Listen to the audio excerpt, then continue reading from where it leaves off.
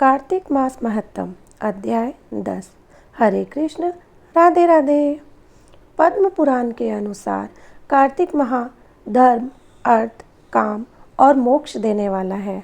इस माह में जो भी व्यक्ति दीपदान करता है उसे विष्णु जी की कृपा सहज ही मिल जाती है और उसके जीवन में छाया हुआ अंधकार भी दूर होता है और व्यक्ति की बुद्धि भी तीव्र होती है। पद्म पुराण के अनुसार इस माह में जो शुद्ध देशी घी अपने सामर्थ्य के अनुसार जो शुद्ध देशी घी और या तिल के तेल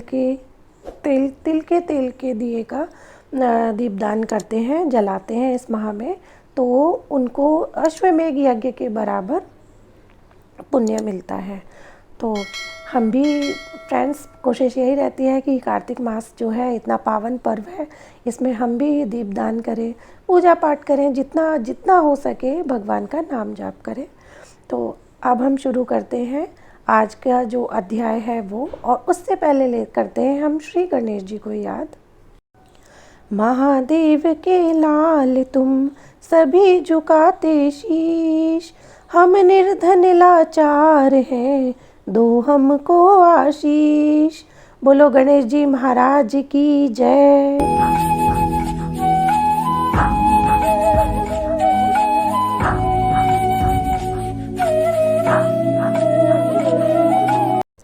इतनी कथा सुनने के पश्चात महाराज पृथु ने देव ऋषि जी से विनती की, हे महामुने, आपने कार्तिक मास में विष्णु भगवान की पूजा का महात्म्य सुनाया। इस मास में यदि अन्य किसी देवता का पूजन या व्रत हो तो वह भी कहिए। तब नारद जी बोले, हे राजन, आश्विन शुक्ल पूर्णिमा को ब्रह्मा जी का व्रत, कार्तिक कृष्ण चतुर्थी को गणेश जी तथा अष्टमी व अमावस्या को लक्ष्मी जी का व्रत किया जाता है। जो कुंवारी कन्याएं कार्तिक मास में चतुर्थी को गणेश जी का कर्क चतुर्थी व्रत करती हैं, उन्हें सुयोग्य वर मिलता है। यदि विवाहित स्त्री इस व्रत को करे तो उसका सुहाग अटल रहता है। प्रातःकाल स्नान आदि से निवृत्त हो चंदन आदि से श्री गणेश जी का पूजन करें, फिर सायंकाल गणेश जी का पूजन करके चंद्रमा का उदय होने पर उसको अर्घ्य देवें। तत्पश्चात उत्सव मनाते हुए भोजन करें। सधवा स्त्रियों को अपने सुहाग की रक्षा के लिए यह व्रत अवश्य करना चाहिए। कर्क चतुर्थी व्रत के महत्व का वर्णन करते हुए नारद जी ने कहा, हे राजा पृथु, अब इस व्रत का एक इतिहास हम तुमको सुनाते हैं, ध्यान पूर्वक सुनो। भद्रावती नगरी में सुधर्मा नाम का एक राजा था। उसके रविदत्त, सुशर्मा, जयशर्मा और सुशोभन नाम के 4 पुत्र तथा वीरमती नामक एक कन्या थी। सुधर्मा ने अपनी कन्या का विवाह देवव्रत के साथ किया था। वे दोनों प्रेम पूर्वक रहने लगे। एक दिन अचानक घर पर सर्प द्वारा काटे जाने से देवव्रत की मृत्यु हो गई। यह देख वीरमती जोर जोर से रोने लगी, चिल्लाने लगी। आवाज़ सुनकर उसके माता पिता, चारों भाई तथा पुरवासी भी वहां पर आ गए और देवव्रत को मरा हुआ देखकर समस्त नगर दुख के सागर में डूब गया। उसी समय दुखों को दूर करने वाले महर्षि पुलत्स्य मुनि अचानक वहां पहुंचे। राजा ने हाथ जोड़कर विनय पूर्वक उनसे पूछा, हे महात्मन, किस पाप के कारण मेरी यह कन्या विधवा हुई है? पुलत्स्य मुनि ने बतलाया कि कार्तिक मास के कृष्ण पक्ष की गणेश चतुर्थी का व्रत न करने के कारण ही यह कन्या वैधव्य को प्राप्त हुई है। फिर पुलत्स्य जी ने कहा, एक समय दैत्यों के नाश का उपाय खोजने के लिए ब्रह्मा, विष्णु, महेश तथा इंद्रादि सब देवता एकत्रित हुए। उस समय ब्रह्मा जी ने कहा कि गणेश चतुर्थी का व्रत संपूर्ण विपत्तियों का विनाश करने वाला है। तब सब देवताओं ने कार्तिक कृष्ण चतुर्थी का व्रत किया, जिससे दैत्यों पर विजय प्राप्त हुई। विजय होने के बाद समस्त देवताओं ने गणेश जी से कहा कि वर मांगो। तब गणेश जी ने कहा कि जो स्त्री कार्तिक कृष्ण चतुर्थी का व्रत करे उसका पति चिरंजीवी तथा जो ना करे वह विधवा हो। अतः समस्त स्त्रियों को यह व्रत अवश्य करना चाहिए। हे राजन, तुम्हारी कन्या ने इस व्रत को नहीं किया था, इसी कारण यह विधवा हुई है।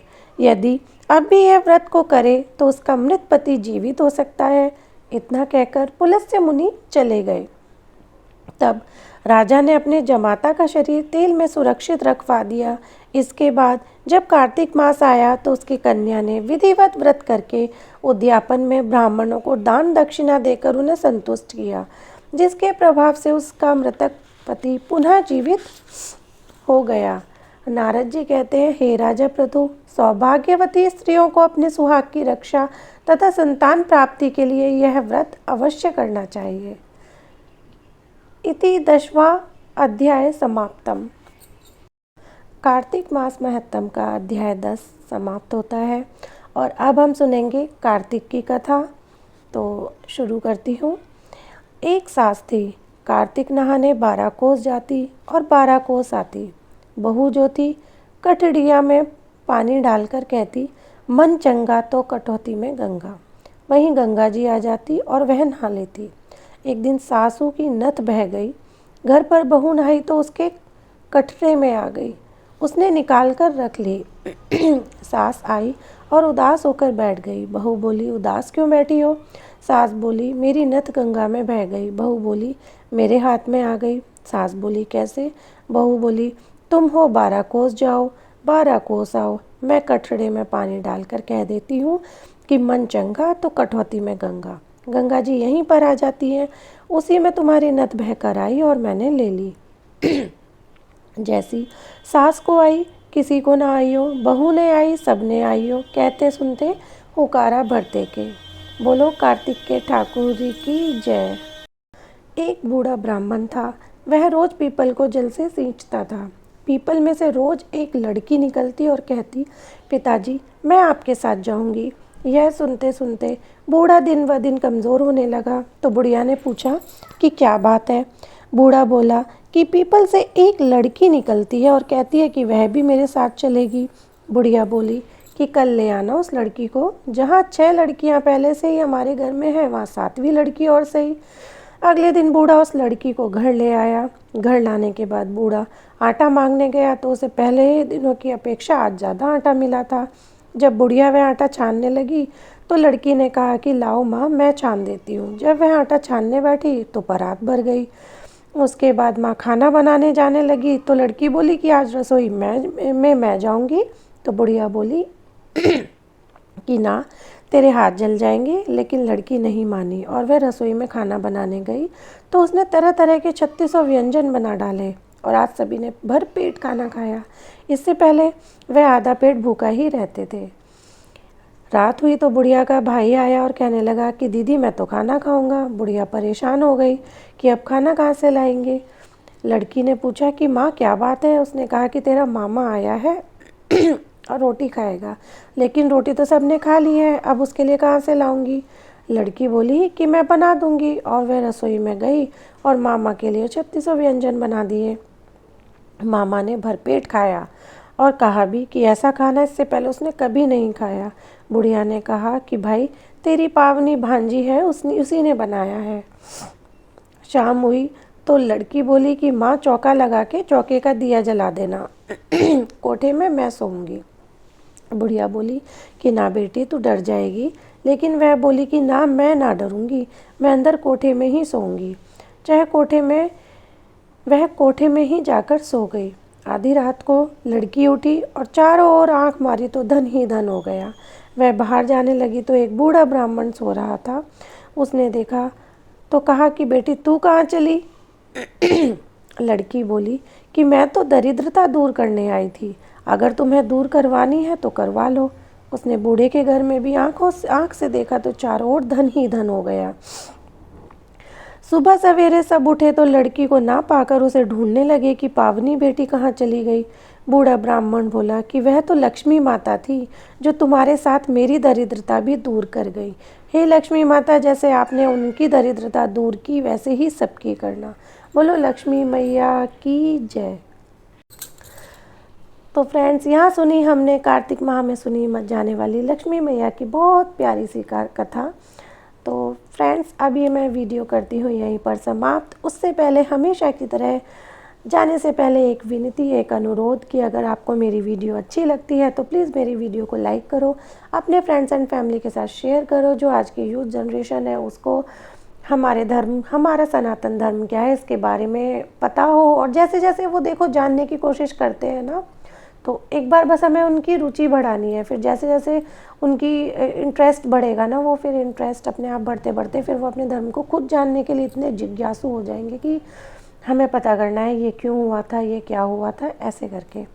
तो बस फ्रेंड्स, वीडियो अच्छी लगे तो लाइक करना। मेरे चैनल को आप पहली बार देख रहे हैं तो प्लीज़ मेरे चैनल को सब्सक्राइब करो। उसके साथ जो बेल आइकन है उसको प्रेस करना बिल्कुल मत भूलना। और बस फ्रेंड्स, अब आने वाली है दिवाली और उसकी प्रिपरेशन हो गई है शुरू। तो अब मैं मिलती हूँ आपसे कल एक नई वीडियो, एक नए अध्याय के साथ, एक नई कहानी के साथ। तब तक के लिए हरे कृष्ण, राधे राधे। बोलो विष्णु भगवान की जय, बोलो लक्ष्मी मैया की जय, बोलो कार्तिक के ठाकुर की जय।